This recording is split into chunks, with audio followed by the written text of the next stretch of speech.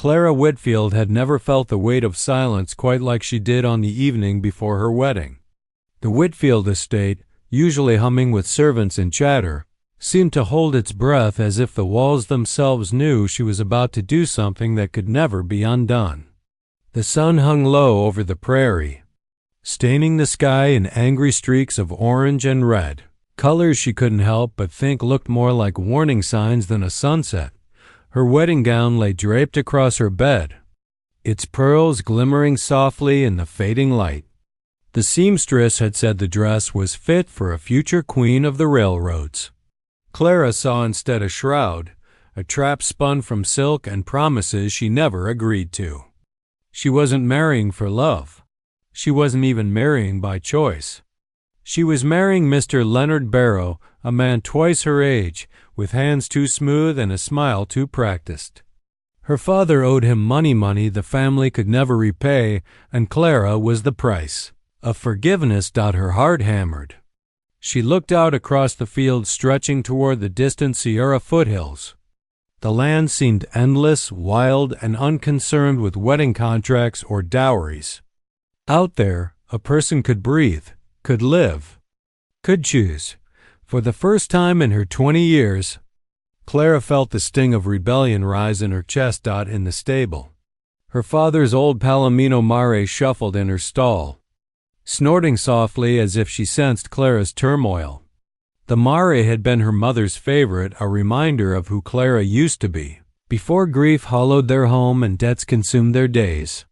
Clara ran her hand through the horse's golden mane, whispering, "I'm sorry, Mama. I can't do it. I can't belong to Leonard Barrow." She didn't give herself time to think. If she did, she might falter, might turn back, might surrender to the life chosen for her. Instead, she saddled the mare with shaking hands, tied her canteen to the horn, and tucked the small silver revolver, her father's old keepsake, into the folds of her traveling cloak. The dress she wore underneath was plain cotton, suitable for riding but still delicate from her earlier fittings. She didn't care. She didn't plan for comfort. Only escape. As the first stars appeared, she swung onto the mare's back and clicked her tongue. The horse moved forward, hesitant for only a heartbeat before breaking into a determined gallop. Clara didn't look behind her. If she saw the warm lights of her home, she would break. If she heard her father's voice calling from the veranda, she might turn. If she saw the path leading back to safety, she might surrender to the misery she knew rather than the unknown waiting in darkness. So she stared straight ahead, eyes fixed on the horizon bleeding into night. The wind whipped at her hair, tugging loose strands free until they danced wildly around her face. Her breath came in sharp bursts, but it wasn't fear that filled her lungs. It was something that felt terrifyingly like freedom. Every hoofbeat echoed like a countdown in her ears, each one carrying her farther from the polished world of dresses and expectations, and deeper into the rugged land that had always fascinated her from a distance. Whispers surrounded the Sierra foothills, stories spoken by cowhands and travelers around tavern fires, tales of an Apache warrior who lived alone in the canyon country, a man who didn't belong to any tribe, any fort, or any law. Some called him a ghost, others a guardian spirit. Most called him the Omega Apache, the last of a lineage wiped out by war and betrayal. Clara had never believed such stories until tonight, when she needed something, anything, to believe in besides the nightmare she was fleeing. Hours passed. Her dress tore on branches. Her canteen sloshed and nearly empty. But Clara didn't stop riding until the moon hung high overhead and her body trembled with exhaustion. Finally, the mare slowed, hooves sinking into softer sand as they reached a narrow canyon. The air here felt cooler, tinged with the scent of sage, and that was when Clara's vision blurred, the world collapsing to shadows. Her last thought before she lost consciousness was a quiet, desperate plea. "Please, don't let Leonard Barrow find me." She didn't know she had. just ridden into the territory of the very man whose name settlers spoke with caution and awe. She didn't know her fate was about to collide with the one soul as untamed as the land itself. Clara remembered the feeling of falling not from her horse, but into darkness itself. A thick, cool silence swallowed her, erasing time. When she finally opened her eyes, the night had passed. Pale morning light filtered through a canopy of cottonwood leaves above her, painting the world in soft gold and green. For a moment, she didn't know if she was dead or alive. Then she felt the warmth of a fire and a presence watching her dot slowly. Clara pushed herself upright, though her limbs trembled like wet straw. She found herself lying on a woven blanket spread across the ground near a small spring. The pool reflected the rising sun, shimmering like silver glass. Her mare grazed nearby, unharmed, but none of that compared to the figure seated across the small fire. Silent and motionless as a statue carved from the desert itself, he sat with one leg bent, an obsidian knife resting across his knee. Raven dark hair fell past his shoulders, tied loosely with a strip of leather. His face was angular, strong, framed by high cheekbones and eyes so piercing they made Clara forget how to breathe. His skin held the sun-brown glow of someone who lived far from civilization, and every line of him, every muscle, every still breath radiated a quiet, dangerous power. Clara knew instantly who he was. Stories had whispered of him her entire life, the Omega Apache, the last of his people, the one who walked alone, the one settlers feared, admired, and couldn't understand. He didn't speak at first. He only watched her, his gaze sharp but unreadable, as though assessing whether she was a threat, a burden, or simply a foolish girl who had wandered too far. Her heartbeat thudded in her ears. She swallowed, trying to find her voice. "Did you?" She glanced around. "Did you bring me here?" "Yes." His voice was low, deep, and rolled like distant thunder. "You saved me?" "You were dying of thirst," he replied simply, as if it were the most ordinary thing in the world to rescue a strange woman from the desert in the middle of the night. Clara wrapped her arms around herself. Only now did she notice the tear in her dress, the dirt smudged along her sleeves, the aching in her muscles. Shame flickered through her. She must have looked pathetic to him. Still, she lifted her chin. I crossed into your lands without meaning to." The shadow of amusement briefly touched his eyes, just a flicker. Gone before she could be sure. "No one comes here by accident." Clara stiffened. "I wasn't running to this place. I was running from someone." His gaze shifted to her torn gown, the scattered pearls tangled in the fabric. Something darkened in his expression, something sharp and knowing.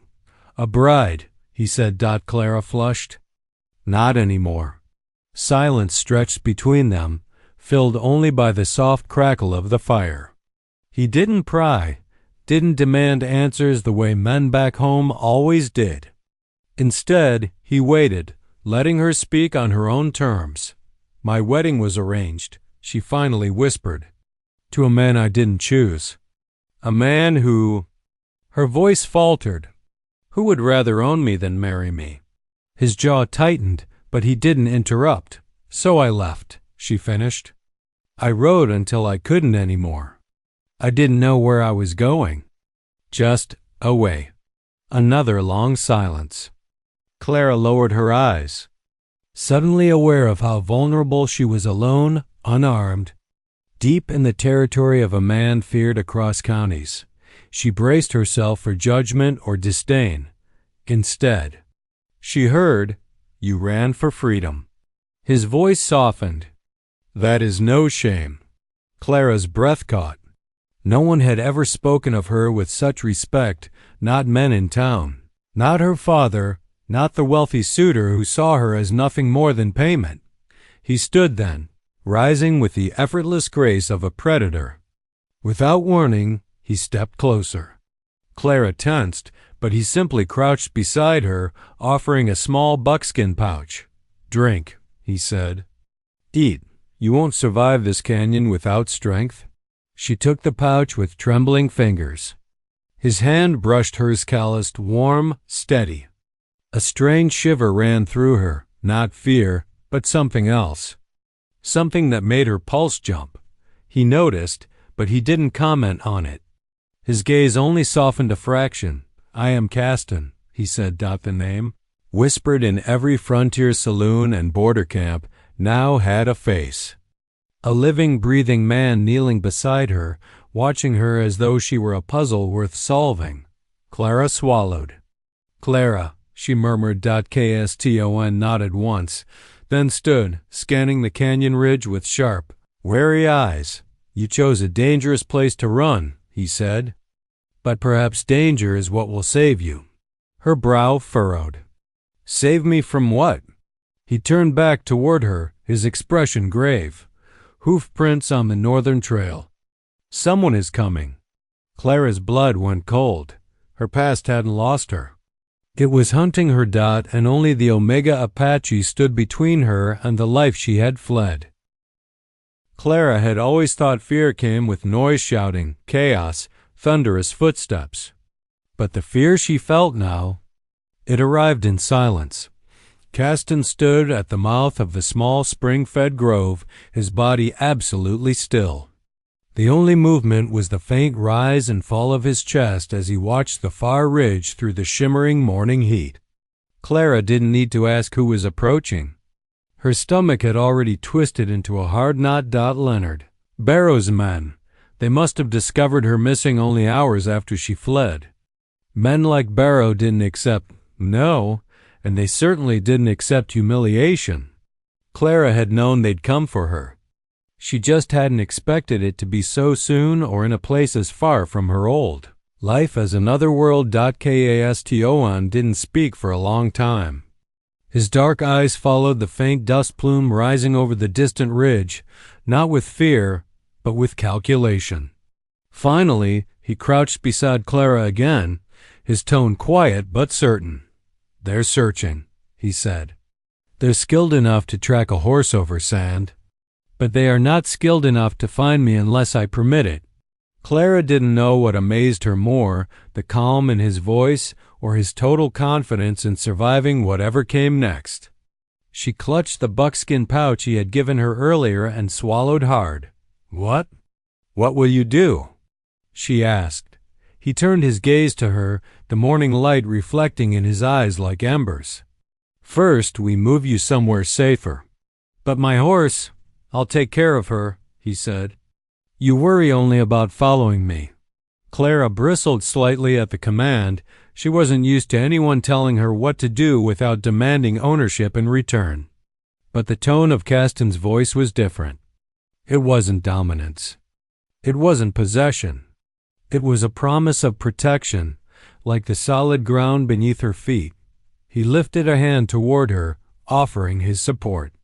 Clara hesitated. She had known this man barely half a day. She didn't know his past. She didn't understand why he had saved her.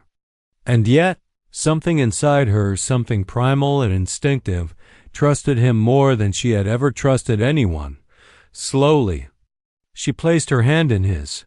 Warmth rushed up her arm, leaving her breathless. Caston paused, as if he felt the spark, too. His fingers tightened, steady but not forceful, and he pulled her to her feet. Her legs wobbled, but he stood close, a barrier between her and the world. "Stay behind me," he murmured. They moved together through a narrow path shaded by overhanging rocks. Clara's breath cooled in the shadows, and the sound of trickling water echoed faintly. Caston guided her deeper into the canyon, moving with the quiet speed of someone who had lived his entire life reading the land like a book. At last, they reached a hidden hollow tucked between jagged stone walls. It was small, barely enough room for the two of them, but invisible from the ridge. "This will hold until they pass," Caston said. Clara nodded, trying to calm her pounding heart. Silence settled around them like a cloak. Caston crouched at the edge of the hollow, peering through a sliver of rock toward the approaching riders. Clara watched him instead, There was something mesmerizing about the warrior, his stillness, his presence, his absolute mastery of the world around him. He didn't shift nervously or panic like ordinary men. He breathed slowly, deliberately, his hand resting lightly near the knife at his hip. He looked carved from the earth, steadfast, elemental, unyielding. Clara whispered, "Thank you for helping me." Caston didn't turn. "You were alone and hunted," he said, "and you did not deserve the fate chasing you." Her throat tightened. No one had ever spoken of her with such certainty. No one had ever seen her pain so clearly. She moved closer, feeling the warm heat radiating from his body, close enough to smell the faint scent of smoke and cedar in his hair. "Why are you alone out here?" she asked. He stiffened slightly, not with irritation, but with something deeper, something she sensed he seldom revealed. "My people were betrayed," he said quietly. "The ones who survived scattered. I chose solitude." "I'm sorry," Clara whispered. "Do not be." "I made peace with it." But something in his tone suggested otherwise. Before she could respond, a sudden clatter echoed through the canyon, hoofbeats striking rock. Clara froze. Somewhere above them, close now, Barrow's riders called out to one another, "Spread out. The girl's in here somewhere." Her breath hitched. Caston turned sharply and pressed a finger to her lips, a quiet command. Clara's heartbeat stopped. His touch was gentle, but the intensity in his eyes made her forget the danger completely. For a moment, the world shrank to the space between them, the warmth of his hand, the rise of his breath, his voice low as he whispered, "Trust me." Her pulse thundered. She nodded. Only then did he remove his hand. Turning back to the ridge, Clara tucked herself behind him, her fingers accidentally brushing his back. His shoulders tensed. But he didn't move away. Above them, the riders searched, shouting orders, frustration rising, but they never found the hollow. Caston's instincts had been perfect. After several tense minutes, the hoofbeats drifted away, swallowed by distance. Clara released a breath she didn't know she was holding. Her legs gave slightly, and Caston turned just in time to catch her. He held her closer than propriety allowed. Close enough for her to feel the heat of his chest, the steady rhythm of his breathing. He didn't let go, didn't step back. His eyes searched hers, slow and deep. "You are safe," he murmured. Clara didn't know who moved first, him or her. Perhaps neither did. But the space between them closed, and for one heartbeat, one breath, his face hovered inches from hers. Too close. Too dangerous. Too perfect. Clara's lips parted in silent shock. Caston's voice dropped to a whisper, low enough to shiver through her. "Stay with me until this danger passes." She nodded, breathless, but a deeper truth pulsed inside her. She didn't want to leave him at all. The canyon was quiet after the distant hoofbeats faded. But Clara's chest still heaved, adrenaline coursing through her veins. Her legs trembled beneath her as she struggled to steady herself. Caston, the Omega Apache, stood nearby, silent and watchful, every muscle taut, every sense alert to the slightest sound of danger. He didn't speak immediately, letting her regain her footing while he scanned the canyon walls, his shadow long in the morning sun. Clara finally straightened and glanced around. The hollow offered shelter, but little more. Jagged rocks framed the narrow entrance, and beyond them, the canyon stretched toward the distant hills.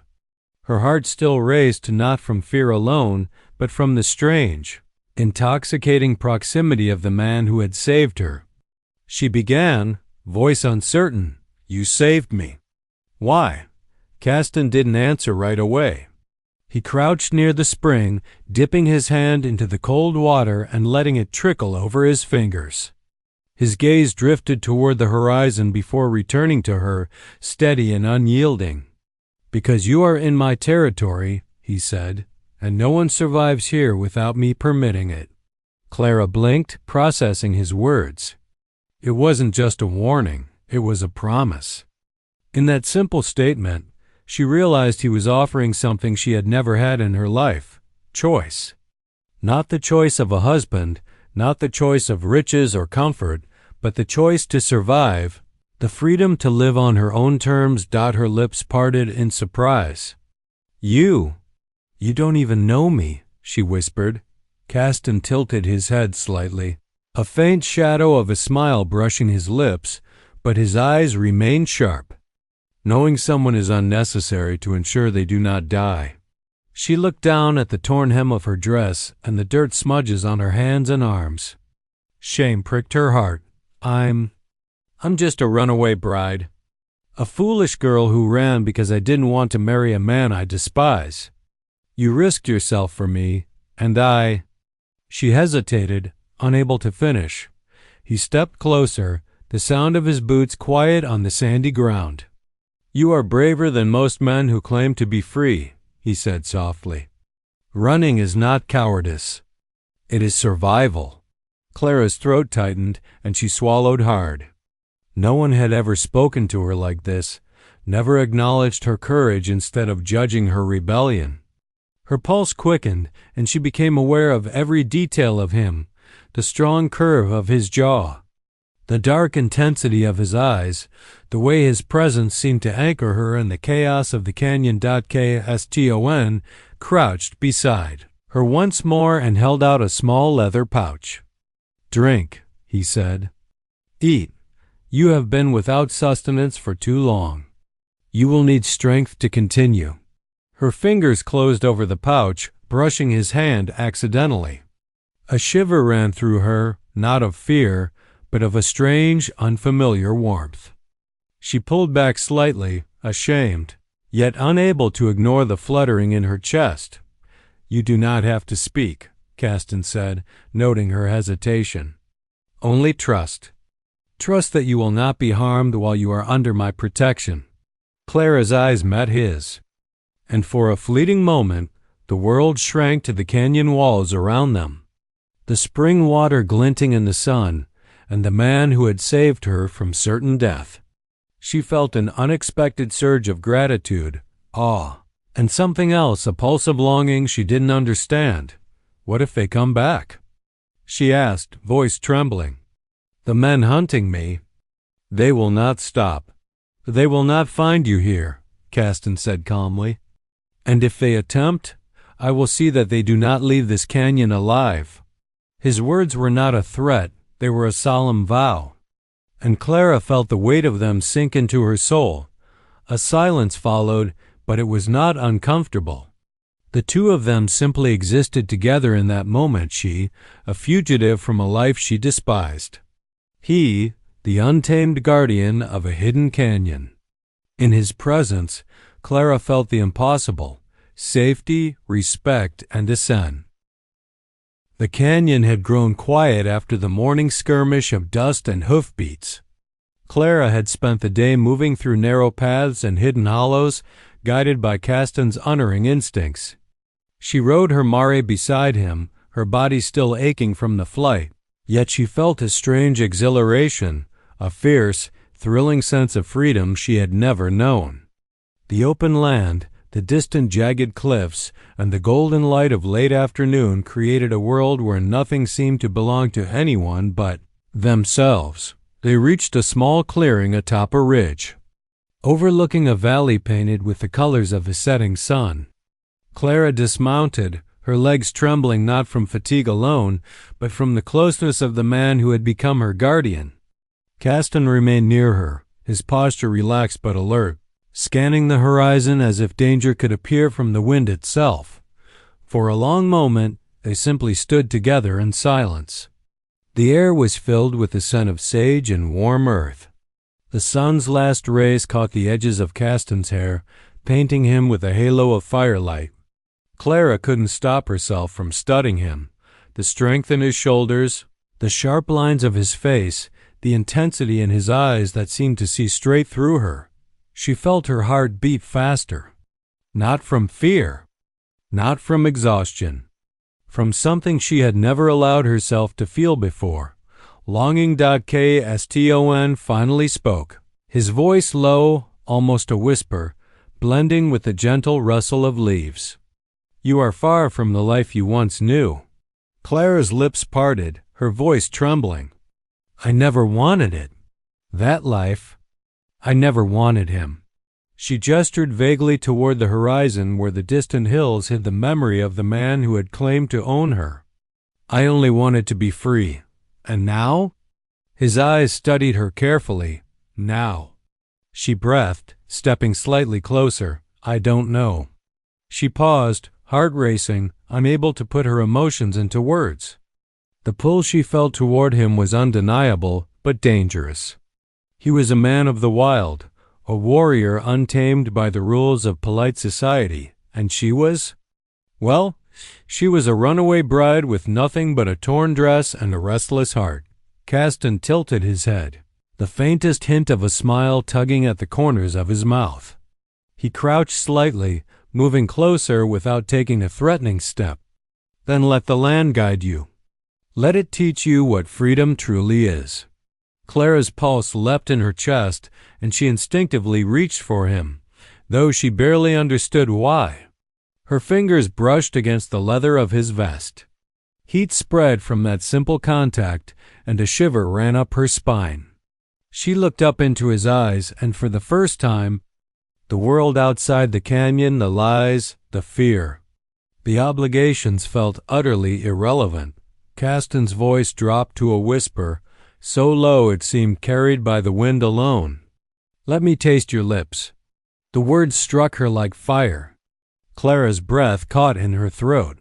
Her chest tightened with longing, anticipation, and the thrill of something she had never dared to imagine. She had spent her life obeying others, hiding her desires, and suppressing every spark of rebellion in her heart. But here, in the shadowed canyon with the man who had saved her, she felt all those restraints fall away. Her lips parted slightly, a question unspoken on her tongue. "Make me yours," she said instead, her voice trembling but certain. Caston's dark eyes widened for a fraction of a second, a flicker of surprise, quickly replaced by a slow, burning intensity. He leaned closer, and the world contracted until it consisted only of them. The warmth of the firelight, the scent of sage, the rapid thrum of their hearts. The first touch of their lips was electric, a shock that made her knees weak and her breath hitch. It was not timid or hesitant. It was demanding yet tender, possessive yet respectful. Caston's hands rested gently on her waist, steadying her against the uneven ground, and Clara's arms went around his neck as if she had been holding back. This moment her whole life. Time seemed to pause in the canyon. The wind stilled. The distant cliffs glowed with the last rays of the sun. And for the first time, Clara felt what freedom truly meant, not the absence of chains or obligations, but the ability to choose.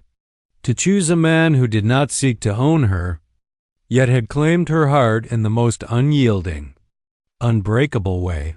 When they finally pulled back slightly, foreheads resting together, Caston's voice was rough with emotion, but quiet. "You are mine, as long as you wish to be." Clara's eyes shimmered with a mixture of relief, desire, and a fierce joy. "And I am yours," she whispered in that moment. The runaway bride and the Omega Apache became more than fugitives and guardian. They became something eternal, bound by trust, fire, and the untamed wild that surrounded them. The canyon was silent once more, but the air crackled with a new energy, a promise of passion, of freedom, and of a love as fierce and endless as the desert itself. Dawn broke over the canyon with a thin, cold light, painting the cliffs in pale gold and dusty rose. Clara stirred beneath her blanket, the warmth of Caston's presence still pressing against her back. Sleep had been fleeting, filled with dreams of pursuit and the echoing hoofbeats of Barrow's men. When she finally opened her eyes, she realized the canyon had grown quiet, too quiet. Caston had been awake long before her. Crouched at the edge of their hollow, eyes scanning the ridges and valleys like a hawk searching for prey. His bow rested across his knees, arrows within easy reach, and every movement he made was precise, deliberate, and deadly. Clara swallowed, the reality of their situation settling on her like the morning frost. "They'll be back," she whispered, almost to herself. "They will," Caston replied, voice low and calm. "And they will try harder this time." The words were not meant to frighten her, but they did. Clara pulled her cloak tighter around her shoulders. She had never been hunted before, never chased through the desert with her life hanging on every choice she made. Fear coiled in her stomach, but it was tempered by the steadying presence of the man beside her. "Do you trust me?" Caston asked, not as a question, but as a statement of fact. "Yes," she said immediately, though her voice wavered. "I trust you with my life." He nodded once and stood. His movements were smooth, controlled, the kind of fluid motion that only came from years of living in the wild. He offered his hand to Clara, "Then follow me closely. Every step, every turn, every breath you take matters." Clara placed her hand in his. The warmth and strength of his grip reassured her, but it also sent a shiver up her spine. She realized that fear and desire had begun to intertwine in ways she had never known. Her pulse was still rapid from the previous night, from the kiss that had changed everything between them. But now, survival demanded all her attention. They moved through a series of narrow, twisting paths known only to Caston. He led her across ridges, over hidden ledges, and through shallow watercourses that would have slowed any pursuer. Every so often, he crouched low, listening. Clara followed silently, her senses sharpened by the tension and urgency of their flight. Hours passed. The sun climbed higher, and the canyon heat pressed down upon them. Clara's legs ached and her throat was dry, but she did not falter. Caston's presence grounded her, and she realized that for the first time in her life, she was not alone in facing danger. Suddenly, Caston froze, holding up a hand. Clara stopped instantly. Far above them, dust stirred on a ridge, a small plume that betrayed movement. Horse hooves. Men. Leonard Barrow's hunters had returned, and this time they were closer than ever. "They are skilled," Caston murmured, voice low and steady. "But they do not know the land as I do." He motioned for Clara to remain behind a boulder, hidden from view. Her heart pounded as he moved forward alone. A dark shadow among the rocks. She watched, breath held, as he disappeared from sight. Minutes felt like hours. Then came the sound of sharp commands, men shouting, their voices frustrated. Dust rose higher. Clara's pulse raced. Suddenly, Caston appeared again, emerging from a narrow pass that the men had missed entirely. He moved like a phantom, positioning himself to intercept anyone who approached their hiding place. The first horseman rounded a corner, and Caston struck fast, precise, a blur of motion. Clara watched in awe and fear as the man went down, stunned but unharmed. Sent sprawling to the sand. Another rider charged, and Caston met him with a strength and skill that bordered on supernatural. In moments, the hunters were scattered, disoriented, and exhausted from chasing trails that led nowhere. Caston returned to Clara, his face calm, though his eyes burned with intensity. "They will not find you," he said. "Not while I breathe." Clara's knees nearly buckled. She pressed herself against him, seeking the warmth and reassurance that only he could provide. For the first time, she truly understood the depth of his power, not just physical, but a mastery of the land and survival that made him untouchable. Her hand brushed against his chest, and he did not pull away. Instead, he guided her to the edge of the ridge, where they could watch the valley below. Dust swirled in the distance as the hunters struggled to retrace their path. Caston's presence made Clara feel as though the canyon itself had her back, as if the desert and the cliffs had joined him in protecting her. "Thank you," she whispered, voice filled with awe and relief. Caston's gaze softened as he looked at her. the weight of the moment settling between them. "You are safe," he said. "And now we move forward. There is more to learn, more to survive, and more to live for. But I will not let them take you." Clara nodded, her resolve strengthening. She realized that she was no low. The sun had sunk low behind the jagged cliffs, leaving the canyon bathed in the amber glow of late afternoon. Clara rode beside Caston, the wind tugging at her hair, and for the first time since her flight, she felt a strange sense of calm. The chase had ended, at least for now. The danger that had stalked her since the night she fled from her wedding seemed distant, controlled by the man who had become both her protector and her guide, yet the calm was deceptive. Clara could feel the tension in her own body, the rapid pulse of her heart, the heat that rose unbidden whenever Caston's gaze lingered on her. She stole glances at him, trying to discern the meaning behind the dark, intense eyes that seemed to see through every layer of her carefully constructed defenses. He rode with a quiet authority, every movement precise, every sense alert to the canyon around them. And yet, there was a softness when he looked at her, a quiet acknowledgement that she was more than a fugitive, more than a stranger, more than the runaway bride he had saved. They reached a secluded hollow where a small stream trickled through mossy stones. Caston dismounted first, offering a hand to Clara, who took it without hesitation. She had learned, in the short time they had been together, to trust him completely, not just with her life, but with her fears, her vulnerabilities, even the parts of her heart she had never shared with another soul. "You need to rest," he said, voice low and even, though his dark eyes betrayed a faint glimmer of something deeper. "The canyon is safe for now, but you will not endure another day like the last without strength." Clara nodded, grateful, though a small part of her protested. She had been independent her whole life, relying only on herself. To lean on Caston, to accept his protection and guidance, was both frightening and exhilarating. As they settled by the stream, the warmth of the day fading into cool evening air, Clara realized how natural it felt to be beside him. She watched his hands, rough and strong, as he prepared a simple meal. She marveled at the way he moved through the wilderness, not like an intruder, but as one with the land, connected to every stone, every tree, every ripple in the water. She wanted to speak, to bridge the quiet, but words failed her. Instead, she let herself be near him, feeling the rise and fall of his breath, the strength in his shoulders, the intensity of his gaze whenever it met hers. Each moment she spent with him, the canyon seemed to shrink until it existed only as a sanctuary for the two of them, a world apart from the constraints and cruelties of civilization. Caston.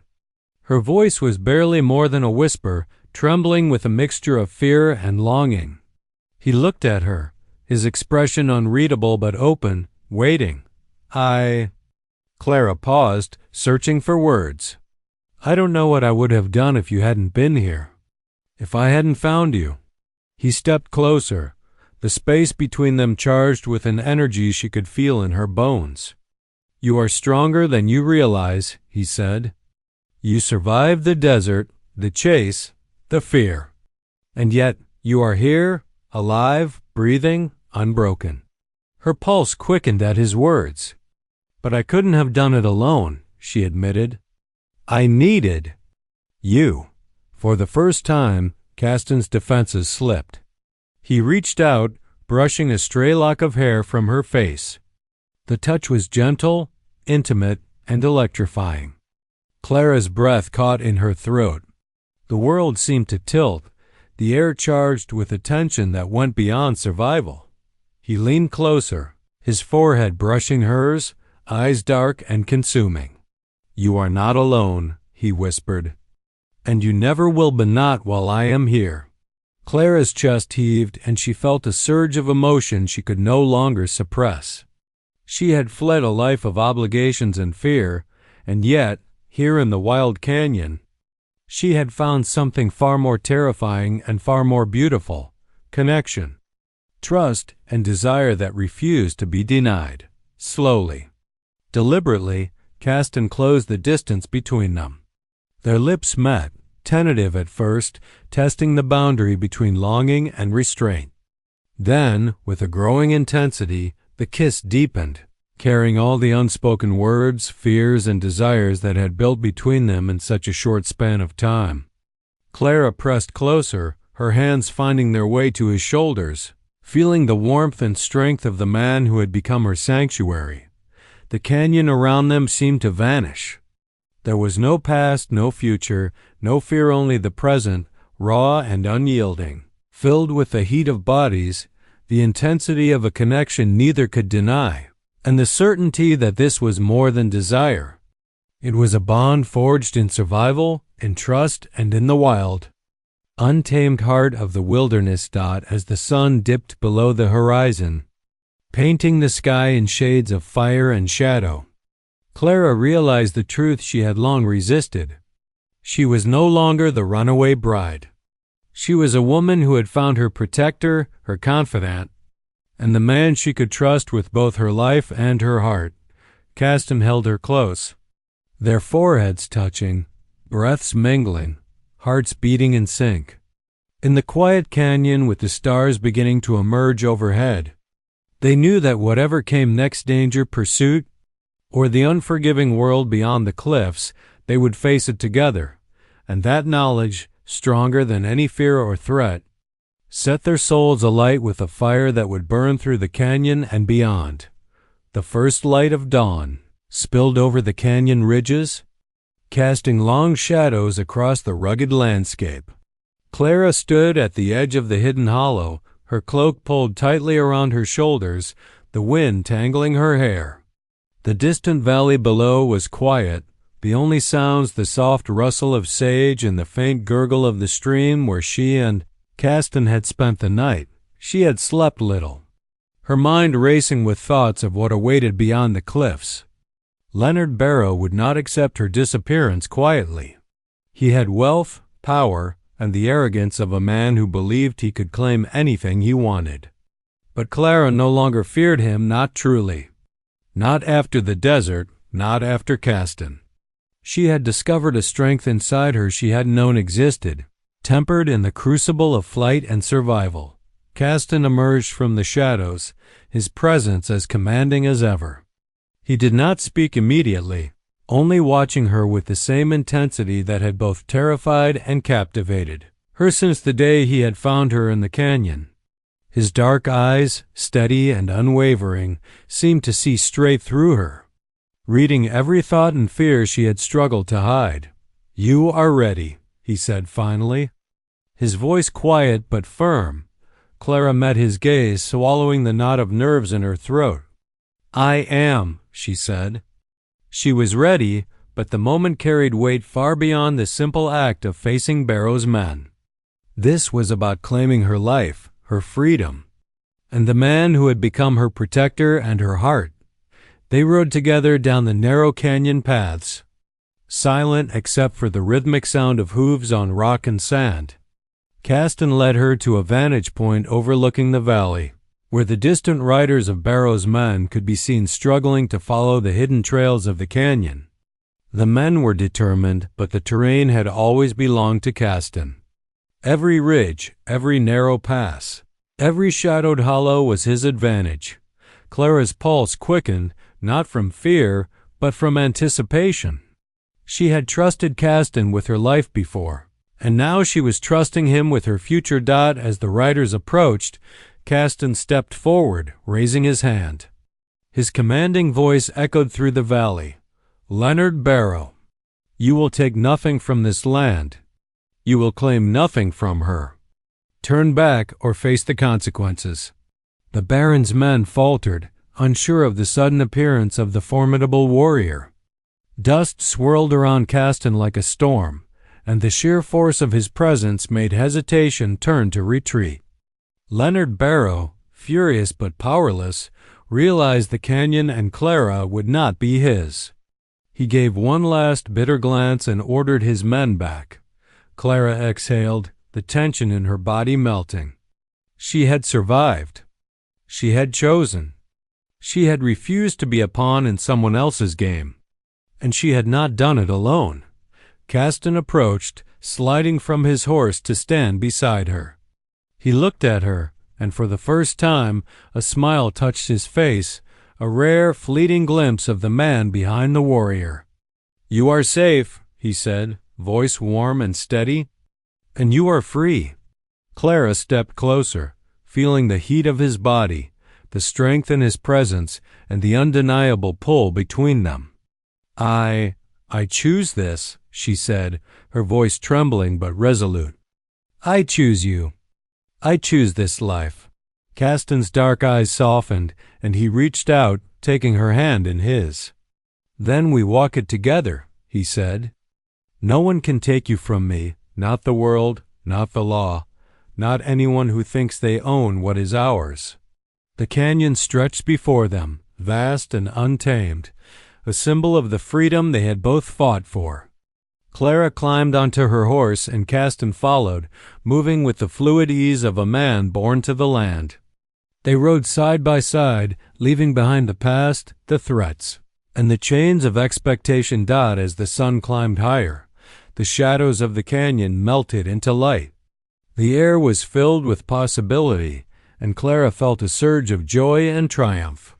She had run from a life she did not want, but she had found something far greater: love, trust, and the courage to claim her own destiny. Caston glanced at her, his dark eyes reflecting the fire of the rising sun. "Where do we go now?"